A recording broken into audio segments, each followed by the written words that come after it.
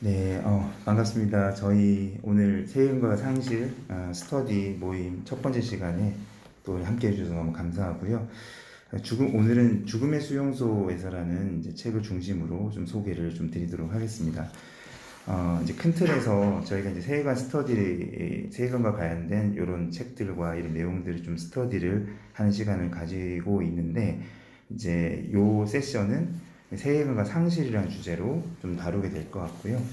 우리가 이제 인생을 살다 보면 또 상실을 많이 겪게 되고, 또 크리스찬으로서도 상실에 대해서 건강하게 소화하는 것이 중요한데, 또 그런 것들을 이제 좀 살펴보고 또 이제 삶에 적용해보는 과정에서 도움이 될 만한 책들을 좀 소개를 드리고, 또 그걸 함께 나누는 시간 좀 가져보려고 합니다.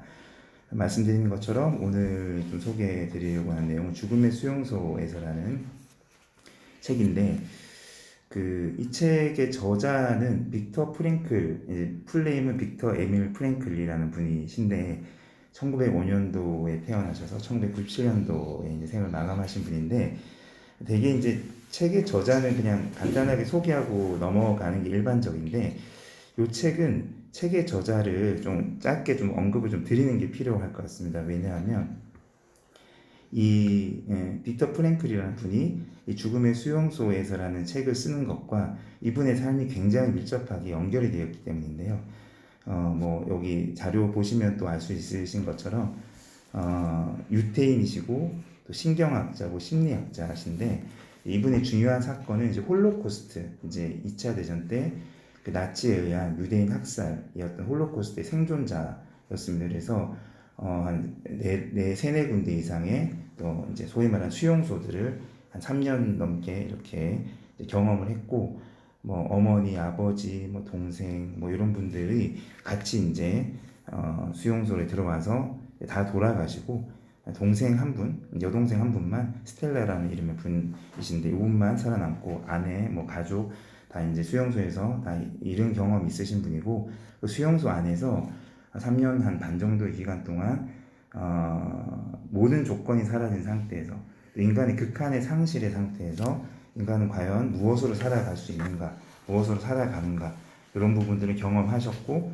또 요걸 토대로 해서 정리한 책이 죽음의 수용소에서라는 책입니다. 그래서 1959년도에 나온 책인데, 이 책을 쓴 거는 수용소에 있을 때부터 이제 내용을 계속 이제 메모를 하셨다고 하더라고요. 근데 이제 해방되고 나서 내용을 좀 정리해서 이 책으로 나오게 된 거고요. 지금까지도 여러 나라에, 또 우리나라에서도 몇 번의 번역본으로 지금 출판이 되고 있습니다. 그래서 이 빅터 프랭클의 이런 경험들, 그 다음에 그걸 토대로 해서 이후에 좀 소개해 드리겠지만, 로고세라피, 우리나라 말로 의미치료라고 하는 부분들을 좀 소개를 하고 있고요. 그래서 이제 죽음의 수용소 책을 뭐 나중에 혹시 기회가 되시 보시면 아시겠지만, 이 책은 크게 두 부분으로 나뉩니다. 앞부분은 뭐 그걸로 하면 3장으로 나뉘는데, 2장, 3장은 거의 로고세라피에 대한 같은 내용이니까, 앞부분은 이분이 수용소에서 겪었던 체험들을 약간 에세이 형식으로 정리한 내용들이고요. 이제 거기 안에서 인간의 어떤 좀 본질적인 모습들, 이분이 생각하는 어떤 그런 인간의 특성들, 또 그 안에서 또 발견할 수 있는 의미에 대한 내용들을 좀 담고 있고요. 뒷부분은 그런 어떤 경험들을 토대로 해서 약간 이론적으로 로고세라피, 의미치료의 이런 개념들을 좀 설명을 하고 있습니다. 그래서 이 책은 이제 앞의 내용과 이제 그런 어떤 에세이적인 내용들을 보시고, 그걸 토대로 해서 뒤에 어떤 그런 의미치료의 내용들을 보시면 조금 더 이해가 쉽게 될 수 있는 부분이고요. 죽음의 수용소 이후에 이분이 이제 로고세라피와 관련된 여러 가지 자료들의 책을 많이 이제 쓰셨습니다. 그래서 그 내용들은, 그런 책들을 참고해 보시면 좋은데, 오늘은 이제 주로 죽음의 수용소에서라는 내용, 그 책에 있는 내용들을 다룰 거기 때문에 거기 있는 내용들 안에 있는 것들 중심으로 좀 소개를 좀 드리도록 하겠습니다. 보시면 먼저 이제 책 내용을 좀 간단하게 요약을 좀 드리면, 이제 강제 수용소에서 체험이 있는데, 이 책이 그 안에 내용들이 되게 이렇게 약간 산발적으로 되게 많이 나오거든요. 근데 이제 그거를 약간 시간 흐름으로 좀 정리를 해보면, 크게 세 단계로 이 책에서는 소개를 하고 있습니다. 그러니까 이분이 이제 수용소에 가서 이제 인간으로서 가장 극한의 어떤 그런 고통과 상실 속에 이제 처하는 건데, 첫 번째가 충격과 부정 단계라고 이제 얘기를 합니다. 그래서 수용소에 도착하고 내가 수용이 됐고 또 수용소에 있구나라는 걸 이제 어느 정도 인식하는 단계인데, 이걸 이제 충격과 부정이라고 표현을 합니다. 그래서 뭐 여기 내용들을 보면 이제 수용소에 도착하면 이제 그 선별 과정을 거치는 거죠. 이 선별 과정이라고 하는 건 이제 죽느냐 사느냐의 선별 과정입니다. 그러니까 좀 건강해 보이지 못하고 좀 쓸모 없을 것 같고 필요 없을 것 같다라고 하면 이제 나치의 어떤 장교의 손가락 이제 움직임 하나로 이제 죽음으로 가기도 하고 또 살아남기도 하고. 이제 이 책에서 나오는 거는 한 10명이 내리면 그 중에 9명은 이제 죽음의 과정으로 들어가는 거죠. 가스실을 간다든지 이런 식으로 이제 살아남은 한 명. 이분은 이제 거기 살아남은 한 명이 됐고, 거기 안에서 정말 많은 인간성이 말살이 되는 이런 것들을 보고 충격을 이제 받게 되는 거죠. 그리고 이제 이렇게 삶과 죽음이 한순간에 결정되는 현실 앞에서 이제 본인을 포함해서 많은 사람들이 이제 충격을 받고 아닐 거야, 이게 현실이 아닐 거야, 뭐 이런 식의 어떤 표현들, 그런 내용들이 좀 많이 나오고 있습니다.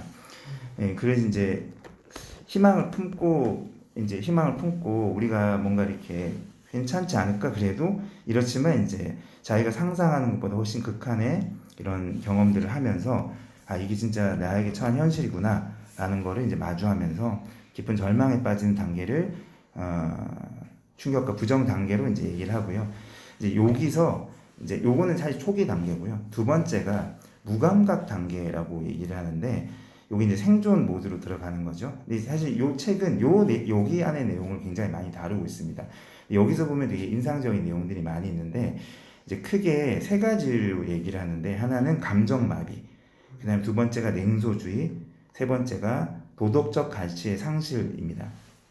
첫 번째는 감정마비는 뭐냐면, 이제 처음에는 충격과 거의 공포 수준에서 경험을 하는데 계속 반복되다 보니까 어느 순간 이제 거기에 무감각해지는 겁니다. 이렇게 익숙해지는 거기도 하지만 무감각해져서 또 굶주림 추위 속에서, 그래서 거의 약간 멍한 상태로 살아간다라고 얘기를 합니다. 그래서 그 옆에 어떤 분이 이제 정말 이렇게 그냥 어저께까지 얘기를 나눴던 친구였는데, 그 사람이 이렇게 죽는 걸 보면서도 그냥 뭐 슬프거나 눈물이 나거나 이렇지 않고 그냥 이제 멍하게 쳐다보는 상태, 이제 이런 거를 이제 감정마비라고 하면서, 이런 상태로 정말 인간성의 상실을 경험하면서 이제 그런 감정마비 상태로 간다라고 얘기를 하고요.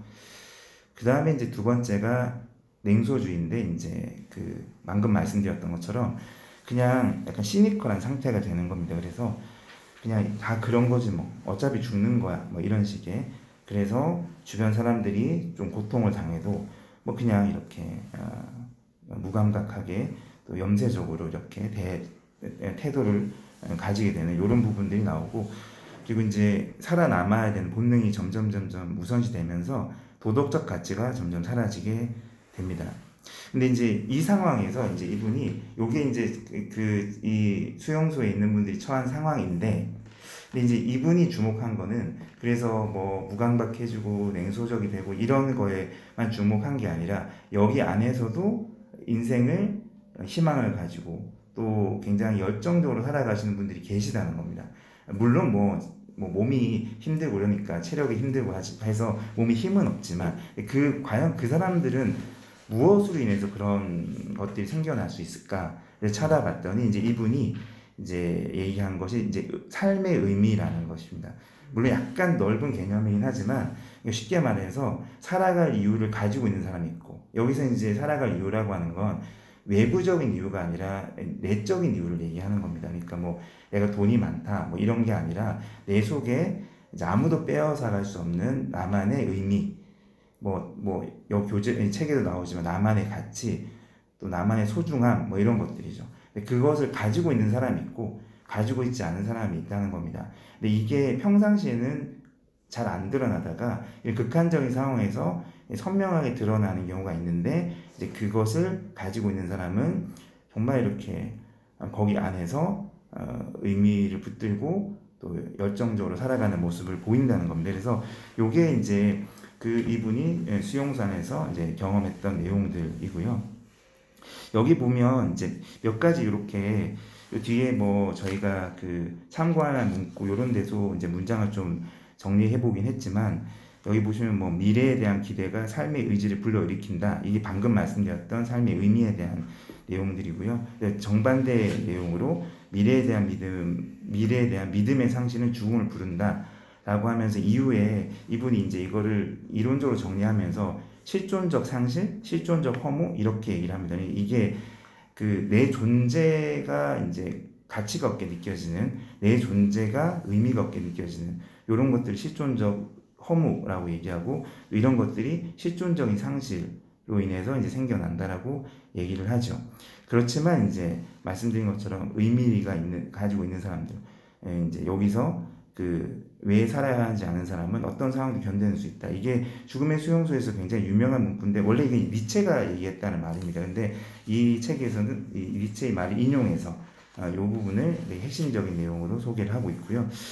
그리고 이제 여기에서 나온 내용 중에서 제가 책을 좀 정리하면서 제 눈을 좀 끌었던 것 중에 하나가, 이제 많이 있지만 대표적으로 두 가지만 간단하게 소개 좀 드리자면, 첫 번째가 죽음보다 더한 모멸감인데, 요건 책 안에서 이 내용들이 이제 개념이 아니라 다 이제 에피소드로 나오거든요. 근데 이제 여기서는 무슨 얘기를 하는 거냐면, 사실은 고통이 나를 가장 힘들게 한 게 아니라는 겁니다. 그러니까 누군가 나를 때리고 이렇게 했지만, 사실은 맞고 그런 것보다 그 사람이 나를 때리면서, 심지어 어떤 경우에는 나를 때리지도 않고 그냥 지켜만 보고 있대요. 근데 그 사람이 나를 보는 표정이 있답니다. 이렇게 정말 경멸하는 그 표정.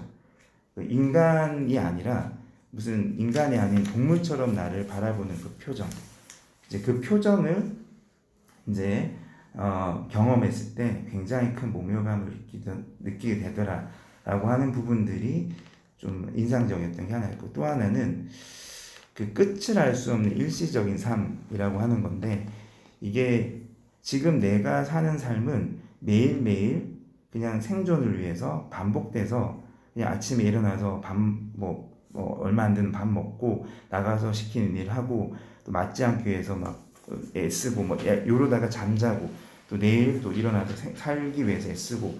근데 이제 이게 어떤 소망이 있거나 계획이 있는 삶이 아니라 그냥 그때그때 주어진 거를 하고 있는 일시적인 삶인데, 그게 이제 끝을 알 수 없는 일시적인 삶. 그때 이제 사람들이 굉장히 큰 절망과 무기력과 허무에 이제 빠진다고 얘기를 하는데, 제가 이 내용을 보면서 요즘 현대인들 중에서 이런 경험을 하시는 분들이 좀 있지 않나라는 생각을 좀 해봤습니다. 그 생각이 좀 들었는데, 그러니까 좀 매일매일 반복되는 삶이 있지만, 또 정말 의미와 소중함과 이런 것들을 발견하지 못하고 찾지 못했을 때, 이제 조금 과한 표현일 수는 있지만, 마치 수용소에 살아가는, 또 끝을 알 수 없는 일시적인 삶을 살아가는 것과 약간 비슷한 그런 정서와 이런 것들 상태를 경험하는 부분도 있겠다라는 생각 좀 들었었고요.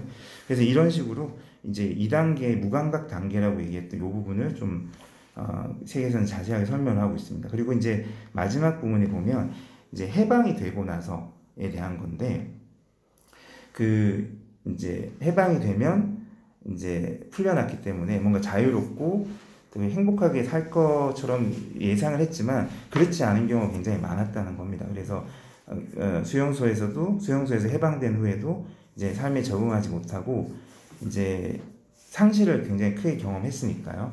허무함에 빠지고, 또 그런 걸로 인해서 복수를 막 꿈꾸지만, 이제 이런 것들이 결국 이제 그분들의 인생을 망가뜨리더라는 겁니다. 이것도 마찬가지로 이런 상황에서도 내가 왜 살아남았는지, 또 어떻게 살아갈지에 대한 그런 의미와 또 그런 어떤 소중함을 찾는 것이 중요하다라고 얘기를 하고 있습니다. 그래서 이 책에 나오는 내용인데, 자유가 주어져도 의미를 찾지 못하면 진정한 회복이 쉽지 않더라라는 내용들을 여기서 좀 강조를 하고 있습니다. 그래서 이 책이 이제 전반부가 이런 에피소드로 좀 소개를 하고 있기 때문에, 이런 내용들을 찬찬히 한번 기회 되실 때 보시면 좀 많은 것들을 이제 생각을 할 수 있는 내용들로 구성이 되어 있는 것 같고요.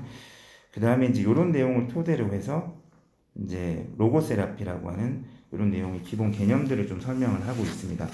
이제 요거는 이렇게 큰 틀에서 세 가지 정도로만 이제 조금 소개를 좀 드리자면요. 이제 우선은 첫 번째는 어려운 내용은 아니고 로고세라피라고 하는 게 이제 로고라고 하는 게 이제 로고스, 성경에 나온 로고스를 따서 이렇게 차용을 했는데 의미란 뜻입니다. 앞에서도 그 빅터 프랭클 박사가 계속 얘기했던 의미. 근데 이제 그 당시에 이 로고세라피라고 하는 게 그 제3 정신분석학 이렇게 불린 적이 있습니다.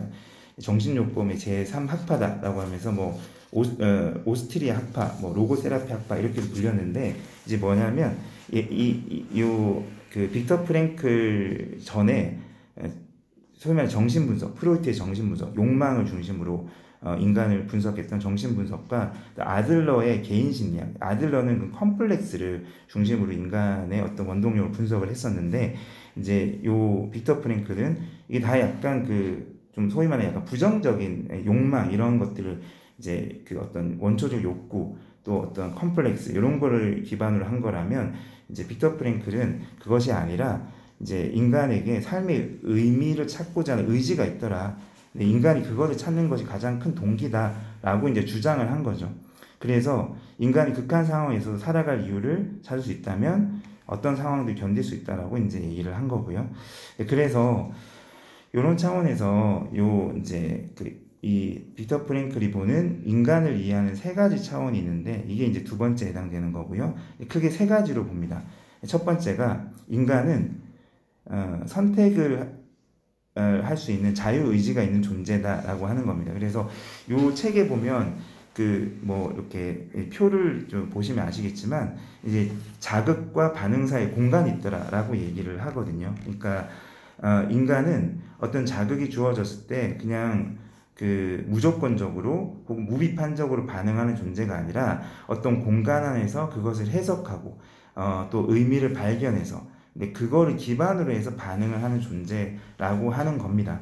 그래서 이것이 선택을 할 때 어떤 내가 선택을 할 수 있는 자유의지가 있고 또 두 번째가 의미를 향한 의지가 있는 존재라고 얘기하는 거죠. 그래서 내가 주어진 환경에서 어떤 상황이나 자극에서 내가 가지고 있는 의미를 기반으로 반응할 수 있는 그래서 그걸 반응할 수 있는 의미를 찾고자 하는 의지가 있는 존재라고 하는 게 이제 인간을 보는 두 번째 이 빅터 프랭클의 관점이고요. 마지막 세 번째는 인간의 의미에 대해서 생각하고 그것을 찾으려고 노력을 한다는 겁니다. 그래서 인간은 끊임없이 의미를 찾으려고 애쓰고 노력하는 존재고 이것은 인간의 본성이라고 이분은 표현을 합니다.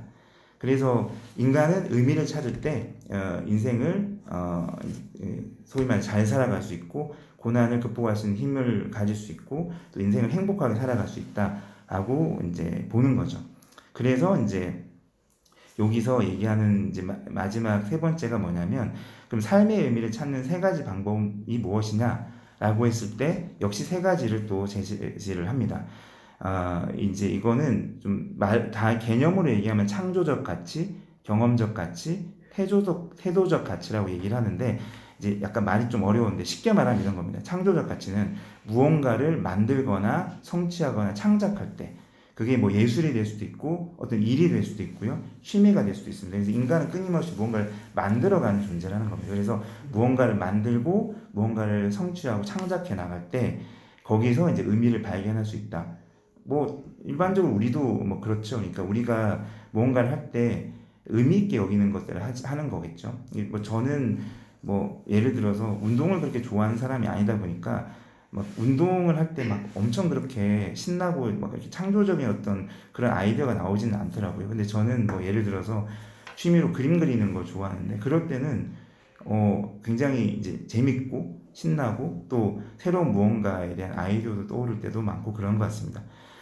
이런 것들이 이제 창조적 가치라고 얘기를 하는 겁니다. 그래서 그 얘기는 뭐냐면 우리가 꼭 어떤 이제 주어진 거, 해야 되는 거, 해야겠지만 또 그런 거와 좀 더불어 그게 놀이라고 볼 수도 있을 것 같고요. 무언가를 이제 내게 의미 있는 무언가를 해나가고 무언가를 만들고 또 창작해 갈 때 또 이런 의미를 발견하는 굉장히 중요한 방법이 될 수 있다라는 얘기를 하고 있는 거고요. 두 번째는 경험적 가치인데 이거는 만남을 얘기하는 겁니다. 만남. 그러니까 어떤 그 만나는 경험. 물론 이제 대표적인 게 사람을 만나는 겁니다. 근데 이제 사람만 만나는 건 아니고 이제 뭐 자연을 볼 수도 있고 뭐 문화를 만나기도 하죠. 인간은 끊임없이 무언가와 만나는 존재인데 무언가를 만나는 걸 통해서 의미를 발견하는 거죠. 마찬가지로 우리가 그것을 인식을 하지 못한다고 하더라도 우리에게 의미 있는 것들이 이제 만나게 되는 것들이 있으니까요. 그래서 뭐 이분은 이제 여기서 이제 사랑을 또 강조를 많이 합니다. 사랑만이 유일하다는 아닌데 사랑을 굉장히 강조하고 실제로 이 책에 보시면 아실 수 있겠지만 이분이 그 죽음의 수용소 그 마지막에 있었던 아우슈비츠 그 극한의 상황을 견딜 수 있었던 힘이 이분은 이제 뭐라고 얘기하냐면 아내를 만나고 싶은 마음이라고 얘기를 하거든요. 이제 본인은 사랑인 것 같아요. 그래서 저도 이분 이후에 이런 이제 어떤 인생들을 쭉 한번 살펴보니까 좀 뭐 소위 말하는 약간 사랑꾼의 면모가 좀 있습니다. 그래서 이분이 오히려 그 해방되고 나서 훨씬 더 실존적 허무라고 얘기했던 그 허무함과 공허함에 굉장히 고통을 크게 겪으셨습니다. 왜냐하면 이제 확인을 하셨거든요. 아내가 이 세상에 없다는 걸. 그래서 너무 괴로워하다가 순애보는 아니고요. 그 이후에 이분이 40년대 말인가 50년대 초에 자기랑 이제 같이 이렇게 도와주던 조교와 이제 사랑에 이제 하게 되고 평생 이제 그분과 이제 제2의 인생을 살아가면서 그분에 대한 사랑 또 먼저 간 아내에 대한 또 마음 이런 것들을 그분 이런 책들을 보면 이제 이론서임에도 불구하고 그런 것들이 종종 묻어나오는 내용들이 참 많이 있습니다. 그래서 뭐 이 책의 소제목이기도 한데 인간에 대한 구원은 사랑 안에서 그리고 사랑을 통해서 실현된다. 뭐 이런 부분들을 얘기를 하고 있습니다. 그래서 이제 경험적 가치, 뭐 사람을 만나고 뭐 사랑하고 또 자연을 경험하고 문화를 누리고 이런 걸 통해서 의미를 발견할 수 있더라. 이게 이제 두 번째고요. 세 번째는 태도적 가치는 뭐냐면 어떤 태도를 선택할 거냐에 대한 부분인데 무슨 말씀이냐면 피할 수 없는 고통과 고난을 겪을 때 이를 어떻게 받아들이느냐, 다른 말로 어떻게 해석하느냐가 의미를 찾는 굉장히 중요한 방법이 된다라고 얘기를 하는 겁니다. 그래서 어떤 상황에서도 자신의 태도를 선택할 자유가 있더라라고 하는 거고요. 그래서 그 인생의 고난을 뭐 일부러 경험하고 뭐 그러고 싶은 사람은 없겠죠. 근데 뭐 인간의 삶이라는 게 살다 보면 피할 수 없는 고통과 고난을 겪을 수밖에 없고 그게 뭐 자신의 연약함 때문일 수도 있고 아니면 뭐 아무 상관없이 겪게 되는 뭐 어려움도 많이 있죠. 뭐 천재지변 같은 경우도 있을 수 있고요. 근데 이제 또 지금처럼 말도 안 되는 폭력에 노출되는 경우도 있고 이럴 때 이것을 어떻게 내가 해석할 것인가 또 그 안에서 어떻게 의미를 찾을 것인가. 그래서 그 비터 프랭클은 이 수용소 안에 있을 때 그 이제 그런 결심을 했다고 하더라고요. 그러니까 그 나치 그다음에 자기를 핍박하고 정말 인간이라고 대접하는 사람들이 나의 신체의 자유는 구속할 수 있지만 그 나의 정신 소위 말해서 그 마지막 자유까지는 빼앗을 수 없다. 그거는 뭐냐면 어떤 상황에도 나의 태도를 선택할 수 있는 자유는 그들이 빼앗을 수 없다라고 하면서 그 안에서 이분이 다른 선택을 하기 위해서 이제 애를 쓰십니다. 그 중에 하나가 여기서 벌어진 일을 내가 기록으로 남기겠다라고 해서 틈만 나면 이제 적어서 쪽지 같은 데 적어서 계속 이제 들키면 뺏기니까 계속 숨기고 또 그런 메모들이 모여져서 이제 죽음의 수용소라는 책으로 나오게 된 것 같고요. 이런 식으로 삶의 의미를 찾는 세 가지 방법들에 대한 내용들을 좀 소개를 하고 있습니다. 사실 이제 죽음의 수용소에 대한 내용들은 큰 틀에서는 이렇게 정리가 되어 있습니다. 이제 요거에 대해서 좀 구체적인 어떤 워크숍이나 내용들이 죽음의 수용소에서 나와 있진 않은데 또 이후에 좀 이렇게 죽음의 수용소와 연결되는 좀 이런 내용들, 워크숍이 이런 것들 뒤에 죽음의 수용소에서는 책에는 안 나오는데 또 빅터 프랭클이 쓴 다른 책이나 또 다른 어떤 그런 교재들을 보면 이런 내용들이 조금 나와 있어서 그런 부분들은 또 이후에 워크숍에 이런 부분들한테 좀 소개를 좀 드리도록 하겠습니다. 우선은 죽음의 수용소에 대해서는 이 정도로 좀 소개를 드렸고요. 그 또 자료 올린 자료를 보시면 나중에 이제 안에 있는 좀 좋은 문구들도 좀 모아놨습니다. 이게 이제 뭐 자료 보시면 아시겠지만 3번이 이제 그 내용이고요. 4번이 이 이제 죽음의 수용소에서 뭐 구체적으로 정리되어 있지는 않은데 이후에 삶의 의미를 찾아서라는 책도 있고 또 빅터 프랭클이 쓴 몇 가지 책이나 자료들이 있는데 논문들이 있는데 거기 내용들의 좀 그런 삶의 어떤 의미를 찾아갈 수 있는 어떤 기법들 혹은 이제 주로 질문들인데 그런 내용들이 좀 소개되어 있고 또 빅터 프랭클이 직접 만든 건 아닌데 이 내용들을 토대로 해서 만들어진 검사들이 오픈된 검사들이 몇 개가 있습니다.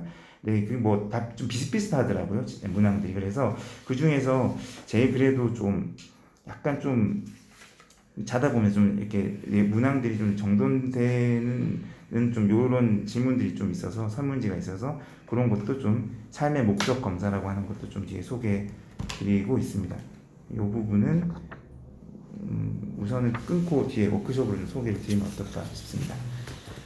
그러면 그 우선 죽음의 수용소 책은 그 내용들을 요 정도로 좀 소개를 드리고요. 사실은 뭐 지금 뭐 그렇게 길지 않은 시간 동안 요 내용들을 다 뭐 소개해 드리는 거 쉽지 않지만 좀 조금 더 상세한 내용이 궁금하신 분들은 요 책을 좀 참고하시고 저희가 또 이런 올려놓은 자료들 이런 내용들 좀 참고하셔서 좀 조금 더 살펴보시면 도움이 되시지 않을까 싶습니다. 책 소개는 이 정도로 정리를 하시도록 하겠습니다. 감사합니다.